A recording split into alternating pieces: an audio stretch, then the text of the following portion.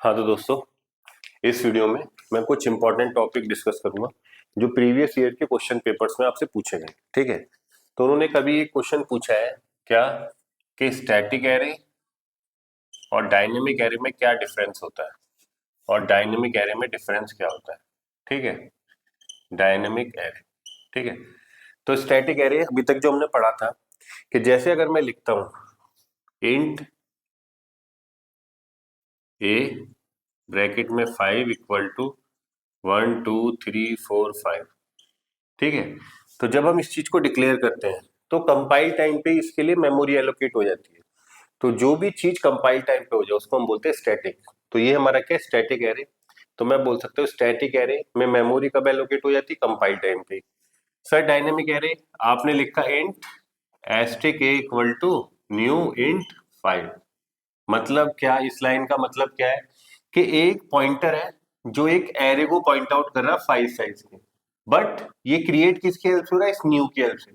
और हमें पता है कि सी प्लस प्लस के अंदर न्यू कीवर्ड क्या होता है, मेमोरी एलोकेशन के लिए यूज होता है। तो ये एलोकेट कब करेगा, रन टाइम पे। तो मैं बोल सकता हूँ ये जो है आपका डायनेमिक एरे, इसमें मेमोरी एलोकेशन होता है रन टाइम पे। सेकेंड चीज, फर्स्ट पॉइंट तो ये क्या कि स्टैटिक एरे के अंदर मेमोरी एलोकेशन कंपाइल टाइम पे, डायनेमिक एरे में मेमोरी एलोकेशन रन टाइम पे। अब यहाँ पे आपने साइज फिक्स कर दिया तो ये आपका ग्रो नहीं कर सकता। तो मैं कह सकता हूँ static array fix in size. Fix in size, कि इसका साइज फिक्स होता है। बट ये डायनेमिक एरे है, ये रन टाइम पे क्रिएट हो रहा है तो आप इसके साइज को चेंज कर सकते हो। तो मैं कह सकता हूँ dynamic array grow in size, कि ये आपके साइज में ग्रो कर सकता है। तीसरा पॉइंट हम क्या कह सकते हैं स्टैटिक एरे के बारे में। सर जो स्टैटिक एरे होता है इसमें जो भी मेमोरी एलोकेशन होता है वो स्टैक में होता है, जबकि डायनेमिक एरे के अंदर मेमोरी एलोकेशन हीप में होता है। तो जब मैं आपको कोडिंग कराऊंगा तो मैं आपको प्रोग्राम स्ट्रक्चर बताऊंगा कि जब भी आप अपना कोड रन करते हो जो आपके वेरिएबल्स क्रिएट हो रहे हैं उनको मेमोरी हीप में मिलती है। तो अभी हमें याद करना है बस पॉइंट क्या कि स्टैटिक एरे के लिए memory allocation takes place in stack, takes place in stack, जबकि डायनेमिक एरे के अंदर memory allocation takes place in heap. Allocation takes place in heap. तो आपके पास प्रोग्राम की दो टाइप की मेमोरी होती है, एक स्टैक मेमोरी, एक हीप मेमोरी। तो स्टैटिक एरे में इसको स्पेस कहाँ मिलता है, स्टैक के अंदर, जबकि डायनेमिक एरे को मेमोरी स्पेस एलोकेट होता है हीप के अंदर। थर्ड चीज क्या, जो आपका स्टैटिक एरे है इसको आप डिस्ट्रॉय नहीं कर सकते सिंपली रन टाइम पे। जब आप अपने कोड को रन कर रहे हो, can not destroy during your program, during your program execution. Program, आप इसको एरे को डिस्ट्रॉय नहीं कर सकते। ठीक है, बट डायनेमिक एरे का एक पॉइंटर है, तो आप क्या कर सकते हो ड्यूरिंग एग्जीक्यूशन भी अपने इस एरे को डिस्ट्रॉय कर सकते हो और मेमोरी को रिलीज कर सकते हो। तो लिख सकते हो हम सीधा, we can destroy this array, this array during program execution. ठीक है, ड्यूरिंग प्रोग्राम एग्जीक्यूशन तो आप इसको डिस्ट्रॉय कर सकते हो। तो ये आपके मेन डिफरेंस होते हैं स्टैटिक एरे और डायनेमिक एरे के अंदर। तो स्टैटिक एरे जिसको एलोकेशन कंपाइल टाइम पे मिलती है, डायनेमिक एरे जिसको एलोकेशन हम कब देते हैं, रन टाइम पे। ठीक है, ये आपका फिक्स साइज में होता है, ये ग्रो कर सकता है, इसको मेमोरी स्टैक में एलोकेट होती है, इसको हीप मेमोरी मिलती है। ये आपको डिस्ट्रॉय नहीं कर सकते एरे को आप, इस ये क्या है आपका डायनेमिक एरे को आप ड्यूरिंग प्रोग्राम एग्जीक्यूशन आप उसे डिस्ट्रॉय कर सकते हो। तो ये मेन इंपॉर्टेंट पॉइंट है जो हमें याद रखें। तो ये पहला डिफरेंस था, पहला क्वेश्चन था आपका स्टैटिक एरे और डायनेमिक एरे। अब वो सेकंड डिफरेंस क्या पूछ सकता है, क्या कि स्टैक और एरे में डिफरेंस बताइए, कि स्टैक और एरे में डिफरेंस क्या होता है। तो कुछ एक पॉइंट बस याद से रखते हैं, पता आपको सब है बट उसको थोड़ा सा पॉइंट में बना देते हैं, स्टैक और एरे। तो दोनों क्या है, स्टैक भी लीनियर डाटा स्ट्रक्चर है, एरे भी लीनियर डाटा स्ट्रक्चर है। तो मैं पहला पॉइंट क्या लिख सकता हूँ, आप स्टैक को इंप्लीमेंट कर सकते हो यूजिंग एरे और लिंक्ड लिस्ट, बट एरे को स्टैक की हेल्प से इंप्लीमेंट नहीं कर सकते। तो हम पहला पॉइंट क्या बोल सकते हैं, stack can be implemented using array. कि किसी स्टैक को आप एरे की हेल्प से इंप्लीमेंट कर सकते हो, can not be implemented using stack, कि एरे को आप स्टैक की हेल्प से इंप्लीमेंट नहीं कर सकते। ठीक है। सेकंड पॉइंट, स्टैक में जो ऑपरेशन होता है वो एक ही एंड पे होता है, जिसको हम बोलते हैं टॉप ऑफ द स्टैक। तो हम कह सकते हैं स्टैक के अंदर insertion deletion takes place only at one end, और उस एंड को क्या बोलते हैं आप, टॉप। इसमें इंसर्शन डिलीशन किसी भी एंड पे हो सकता है, क्यों? क्योंकि एरे क्या होता है, इंडेक्स्ड होता है, मतलब किसी भी पर्टिकुलर इंडेक्स पे आप वैल्यू इंसर्ट कर सकते हो, डिलीट कर सकते हो। Insertion deletion takes place at any index, at any index, किसी भी इंडेक्स पे कर सकते हो। थर्ड पॉइंट हम क्या बोल सकते हैं स्टैक के, मैंने बताया था कि स्टैक को आप एरे से इंप्लीमेंट कर सकते हो, लिंक लिस्ट से इंप्लीमेंट कर सकते हो। तो अगर एरे को आपने लिंक लिस्ट से इंप्लीमेंट किया तो एरे क्या हो सकता है, डायनेमिक हो सकता है, मतलब उसका साइज ग्रो कर सकते हो, बस जितनी रिक्वायरमेंट उतने नोड क्रिएट करते आना। तो मैं कह सकता हूँ stack can be grow during execution, grow कर सकता है, बट स्टैक क्या होता है, फिक्स साइज का होता है, ये आपके ड्यूरिंग एग्जीक्यूशन आप इसका साइज चेंज नहीं कर सकते, कैन नॉट बी ग्रो। ठीक है, ये कभी दो क्वेश्चन नंबर में आ जाता है, तो आपको पता होना चाहिए। थर्ड, फोर्थ, भाई सर स्टैक क्या हमारा एब्स्ट्रैक्ट डाटा टाइप है, तो स्टैक में हमें पता है जो कॉमन ऑपरेशन है वो पुश पॉप पीक यही ऑपरेशन होता है, बट एरे के अंदर आप बहुत सारे ऑपरेशन कर सकते हो, रिवर्स कर सकते हो, शॉर्ट कर सकते हो, डिलीट कर सकते हो किसी पे। तो हम कह सकते हैं क्या, stack can support push peak pop operations, array can support any number of different operation, any number of different operation, आप ट्रैवर्स कर सकते हो, रिवर्स कर सकते हो, आप कुछ भी कर सकते हो।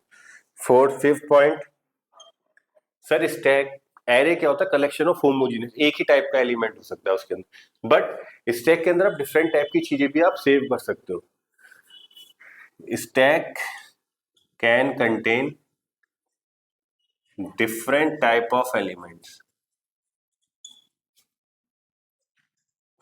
बट एरे के अंदर क्या होता है, array contain homogeneous element, homogeneous elements. तो हम ये बोल सकते हैं कि एरे के अंदर क्या, कि भाई एरे के अंदर आप केवल होमोजीनियस एलिमेंट ही सेव कर सकते हो, इंडेक्स की हेल्प से एक्सेस कर सकते हो। नेक्स्ट पॉइंट आप क्या बना सकते हो, सर 5 पॉइंट तो ये। छठा पॉइंट, आप स्टैक के अंदर क्या कर सकते हो, स्टैक में कहाँ से एक्सेसिंग क्या हो सकती है, केवल टॉप से हो सकती है, एक सीक्वेंस में एक्सेस कर सकते हो, बट एरे की हेल्प से आप रैंडम एक्सेस भी कर सकते हो। तो स्टैक कभी भी रैंडम एक्सेस को सपोर्ट नहीं करता, बट एरे करता है। तो मैं लिख सकता हूँ sixth, stack can not support random access, array क्या कर सकता है, रैंडम एक्सेस को सपोर्ट कर सकता है, क्यों? क्योंकि स्टैक में आप एक्सेस कहां से कर सकते हो, केवल टॉप एलिमेंट से ही कर सकते हो, तो एक सीक्वेंस में ही एक्सेस कर सकते हो, बट एरे के अंदर आप किसी भी इंडेक्स से एक्सेस कर सकते हो, तो मतलब रैंडम एक्सेस सपोर्ट करता है। तो मैं कह सकता हूँ can support random access operation. ठीक है, तो ये कुछ इंपॉर्टेंट से पॉइंट थे जो आपको पता होना चाहिए। तो मैंने सेकंड आपको डिफरेंस बताया, ऐसे ही आप क्यू के अंदर कर सकते हो क्या, क्यू के अंदर इंसर्शन तो केवल रियर एंड पे होता है, डिलीशन फ्रंट पे होता है, एरे में किसी भी इंडेक्स पे हो सकता है। क्यू के अंदर क्या, क्यू को आप इंप्लीमेंट कर सकते हो एरे से, लेकिन एरे को क्यू के हेल्प से इंप्लीमेंट नहीं कर सकते। स्टैक, क्यू आपका ग्रो कर सकता है, एरे ग्रो नहीं कर सकता। वही आपका है कि क्यू के अंदर आप एक्सेसिंग कहां से कर सकते हो, केवल फ्रंट से कर सकते हो, तो एक सीक्वेंस में कर सकते हो, रैंडम एक्सेस क्यू भी सपोर्ट नहीं करता, लेकिन एरे सपोर्ट करता है। तो आपको ये, अगर ये डिफरेंस याद है तो आप क्यू में भी थोड़ा चेंज करके उस डिफरेंस को लिख सकते हो। ठीक है, अब मैं आपको बताता हूँ नई चीज, क्या, कि कभी कभी एक वर्ड आ जाता है डी क्यू, कि डी क्यू पे शॉर्ट नोट्स लिखो या बताओ डी क्यू है क्या चीज। ठीक है, तो ये मैंने प्रीवियस ईयर के क्वेश्चंस में देखा, तो मैंने कहा चलो डिस्कस कर देते हैं। एक होता है डी क्यू, इस नाम का क्यू के अंदर ऑपरेशन भी होता है, और एक क्यू भी होती है डी क्यू नाम की, इसे हम बोलते हैं डबल एंडेड क्यू।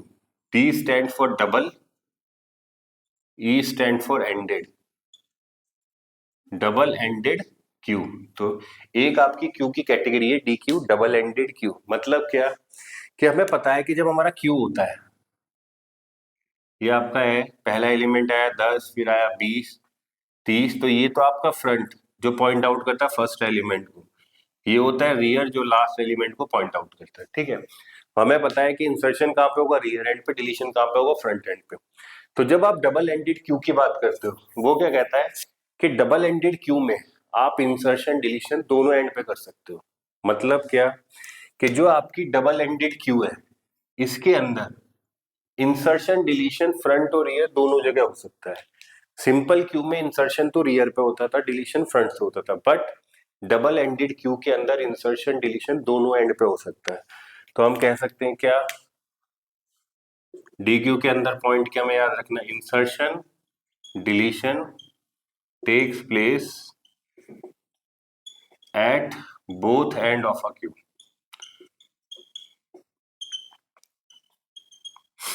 ये आप देखोगे सी प्लस प्लस के अंदर एसटीएल में यूज करूंगा डी क्यू। तो ये क्या बेसिकली होता है, डी क्यू क्या डबल एंडेड क्यू है जिसमें इंसर्शन डिलीशन आप दोनों एंड पे कर सकते हो। आप चाहो तो इंसर्शन आप फ्रंट पे भी कर सकते हो, डिलीशन आप फ्रंट से ही कर सकते हो, इंसर्शन आप रियर पे भी कर सकते हो, डिलीशन आप रियर से भी कर सकते हो। तो डबल एंडेड क्यू जिसपे दोनों ऑपरेशन दोनों एंड पे कर सकते हो। तब उन्होंने बोला कि डी क्यू की दो फॉर्म होती है। डी क्यू दो टाइप की होती है, एक होती है input restricted D Q, input restricted D Q double ended की, दूसरी होती है आउटपुट रेस्ट्रिक्टेड डी क्यू।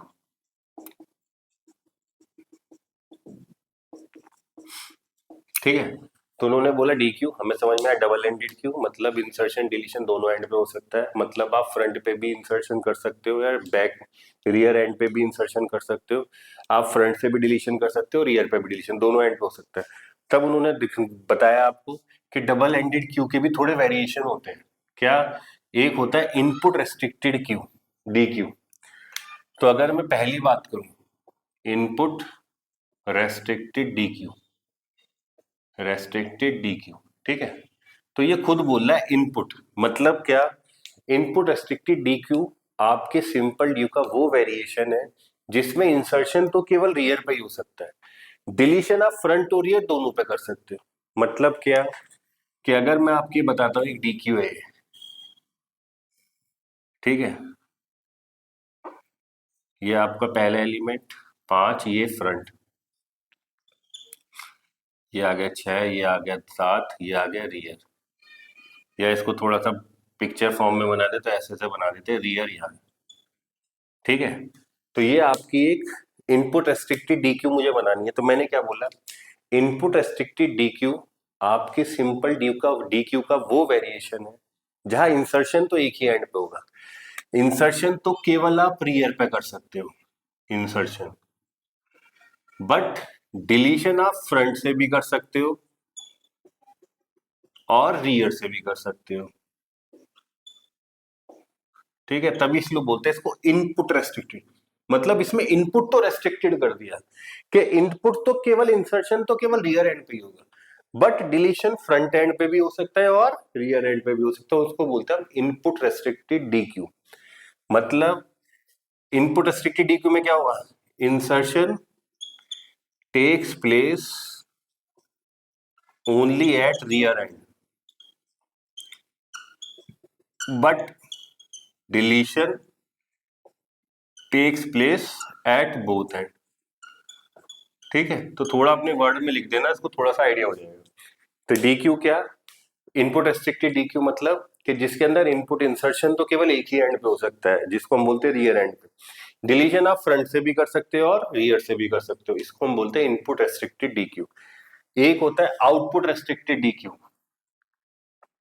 अब वो क्या कहता है, आउटपुट मतलब एक्सेसिंग को रेस्ट्रिक्ट करो, आउटपुट को रेस्ट्रिक्ट करो। तो सेकंड वेरिएशन होता है आउटपुट रेस्ट्रिक्टेड डी क्यू। इसका मतलब क्या कि सर अगर मेरी क्यू ये है कोई, ये इसका फ्रंट है और ये इसका रियर है, ठीक है। तो आउटपुट रेस्ट्रिक्टेड डी क्यू में क्या होगा कि इंसर्शन तो आप फ्रंट पे भी कर सकते हो और रियर पे भी कर सकते हो इंसर्शन, तो इसको बोलते हैं इंसर्शन। बट डिलीशन हमेशा केवल और केवल फ्रंट एंड से होगा। तो इनपुट में क्या कर सकते हैं, इंसर्शन को रेस्ट्रिक्ट किया था, आउटपुट रेस्ट्रिक्टेड क्यू में आपने आउटपुट को रेस्ट्रिक्ट किया, मतलब आउटपुट रेस्ट्रिक्टेड क्यू में आप इंसर्शन तो फ्रंट एंड पे भी कर सकते हो, रियर एंड पे भी कर सकते हो, बट डिलीशन केवल और केवल फ्रंट एंड से ही कर सकते हो। उसी को हम बोलते हैं आउटपुट रेस्ट्रिक्टेड डी क्यू। तो ये आपका सिंपल सा था डीपी डी क्यू, क्या डबल एंडेड क्यू, जिसमें आप दोनों एंड पे इंसर्शन कर सकते हो और डिलीशन कर सकते हो। क्योंकि नॉर्मल क्यू में तो आप इंसर्शन तो रियर पे कर सकते थे, डिलीशन फ्रंट से करते थे। तो डी क्यू कहता है कि भाई दोनों एंड पे इंसर्शन भी करो और डिलीशन भी करो। फिर सेकंड पॉइंट है कि डी क्यू की दो वेरिएशन है, इनपुट रेस्ट्रिक्टेड और आउटपुट रेस्ट्रिक्टेड। इनपुट रेस्ट्रिक्शन में मतलब इंसर्शन तो रियर पे होगा, डिलीशन दोनों एंड से हो सकता है। आउटपुट में मतलब इंसर्शन तो दोनों एंड पे हो सकता है बट डिलीशन केवल फ्रंट एंड से होगा, उसको हम बोलते हैं आउटपुट रेस्ट्रिक्टेड डीक्यू। तो ये थोड़े इंपॉर्टेंट पॉइंट थे जो एग्जाम में पूछे गए थे प्रीवियस ईयर्स के, तो इसलिए मैंने बना दिया, इसको देख लेंगे, ठीक है। चलो।